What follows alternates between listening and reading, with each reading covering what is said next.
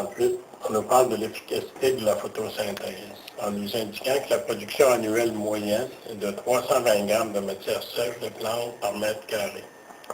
Alors, la moitié de cette production est du carbone. Alors, dans la question A, on nous demande de calculer la norme totale de carbone fixée chaque année comme matière végétale par 500 mètres carrés. Alors, on nous demande le nombre de grammes de carbone dans 500 mètres carrés. On vient de vous indiquer que nous avons une production annuelle de 320 grammes de matière sèche par mètre carré et que 50% de cette production de matière sèche est du carbone fixé.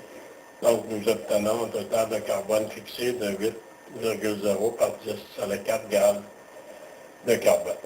Dans la question B, on nous demande le nombre total de moles de glucose qui est produit annuellement par 500 mètres carrés.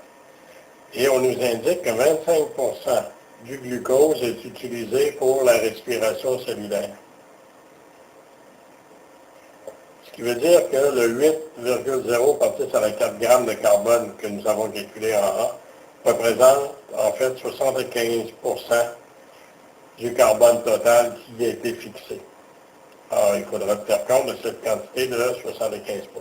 Alors, nous voulons savoir quel est le nombre de moles de glucose qui s'est formé sur une production de 8,0 par 10 à la 4 grammes de carbone fixé, qui représente, comme nous venons de le mentionner, 75% de la production totale en carbone fixé.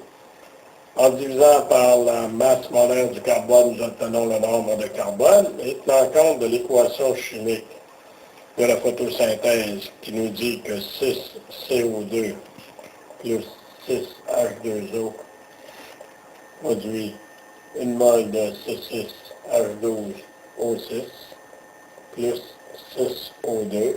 Nous avons donc le rapport que 6 moles de carbone sous forme de CO2 produisent une mole de glucose. Ce qui nous donne comme rapport 1,5 par 10 à la 3 moles de glucose formé.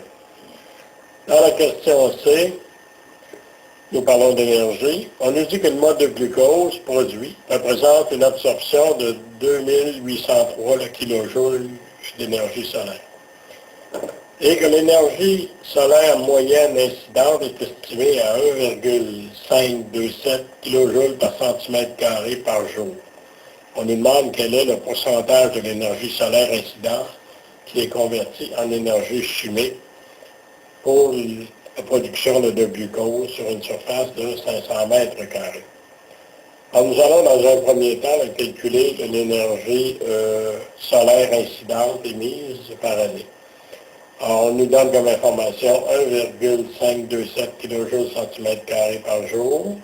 Nous allons transformer des centimètres carrés en mètres carrés. Nous parlons toujours d'une production de 500 mètres carrés.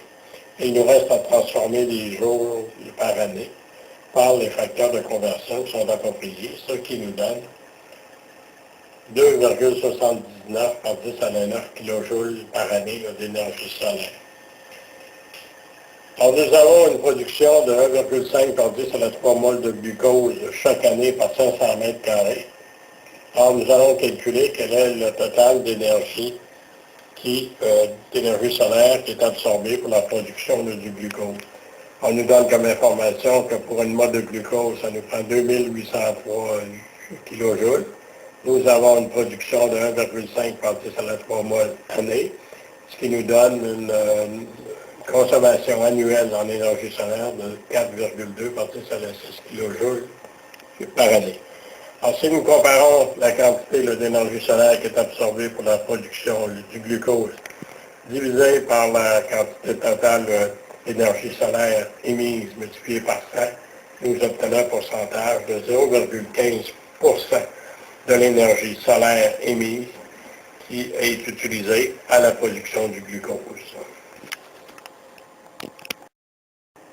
Dans le problème 40, on nous dit la décomposition de l'oxyde d'éthylène à 652 le Kelvin est une réaction d'ordre 1, donc K est égal à 0,0120 minutes moins 1.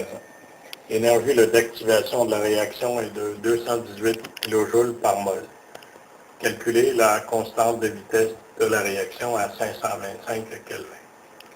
Alors, pour pouvoir résoudre ce problème, nous devons utiliser l'équation d'Arrhenius, qui est l'équation 2.16, qui nous est présentée à la page 93. Alors, cette équation se présente ainsi. Il s'agit du logarithme naturel du rapport de la constante de vitesse dans les conditions 1 par rapport à la constante de vitesse dans les conditions 2.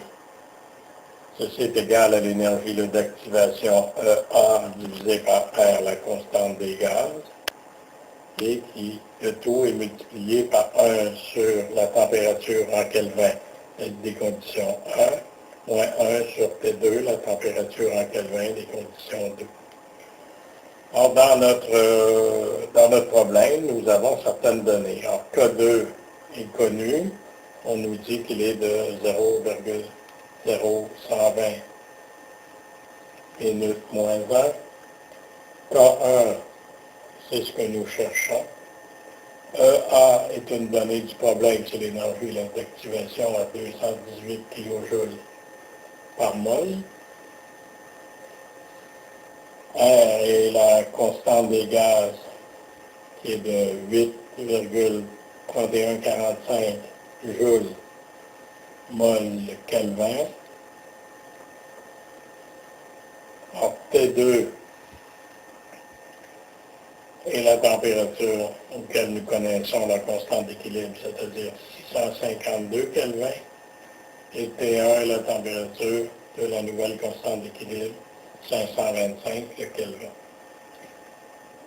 Alors, si nous remplaçons ces valeurs dans l'équation de Arrhenius, nous arrivons à cette équation-ci, dans laquelle il faut corriger les kilojoules de la donnée de l'énergie d'activation, car dans la constante des gaz, nous sommes en joules et non en kilojoules. Donc, nous allons transformer les kilojoules en joules en multipliant par 1000. Et ainsi, nous arrivons à une équation dans laquelle nous avons le logarithme de 0,0120 sur K1 qui est égal à 9,73. Pour pouvoir résoudre, on porte les deux membres de l'équation à une puissance de E. Or, ainsi, E à l'exposant, le logarithme 0,0120 K1 est égal à 0,0120 sur K1. qui lui est égal à E à la puissance 9,73. Or, E à la puissance 9,73 est égal à 1,68 à 10 à la 4. Or, ainsi, K1 est égal à 7,14 10 moins 7 minutes moins 1.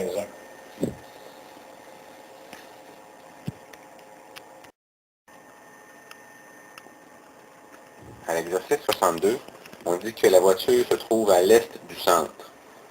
Donc, les sur une trajectoire circulaire qu'on peut représenter comme ça. Donc, dans la mesure, évidemment, où le nord est vers le haut, sud, l'est à droite et l'ouest à gauche. Par ailleurs, on dit que à ce moment-là, l'accélération de 10 mètres par seconde carré, l'accélération réelle, est dirigée à 37 degrés ouest par rapport au nord. 37 degrés ouest par rapport au nord, si on part du nord, on dévie de 37 degrés vers l'ouest. Donc, l'accélération subit une accélération dans cette direction. C'est l'accélération réelle. Cette accélération réelle est nécessairement composée d'une accélération centripète vers le centre et d'une accélération tangentielle qui serait tangente au cercle, donc nécessairement ici. Alors, composante d'accélération radiale et tangentielle. Maintenant, on dit également que le module de la vitesse de la voiture augmente uniformément dans le temps. Donc, si le module de la vitesse augmente, c'est qu'elle subit une accélération vers l'avant, la voiture. Ça veut dire qu'elle a une vitesse qui est dirigée dans la même direction que son accélération tangentielle, donc une vitesse qu'on pourrait représenter ici. Alors, elle tourne en sens anti-horaire, elle tourne vers la gauche. Utilisons une illustration officielle pour constater le problème. Alors, dans la question, on donne la valeur de l'accélération réelle, soit 10 mètres par seconde carrée, et l'accélération réelle forme un triangle rectangle avec ses deux composantes. Donc, on peut trouver la valeur des composantes par trigonométrie. Alors, pour l'accélération radiale, qui est opposée à l'angle connu d'un triangle, alors, l'accélération radiale du centre est donnée par A sinus de θ, donc 6,02 mètres par seconde carrée. Et l'accélération tangentielle, adjacente à l'angle connu, est donnée par A cosinus de θ, donc 7,99 mètres par seconde carrée.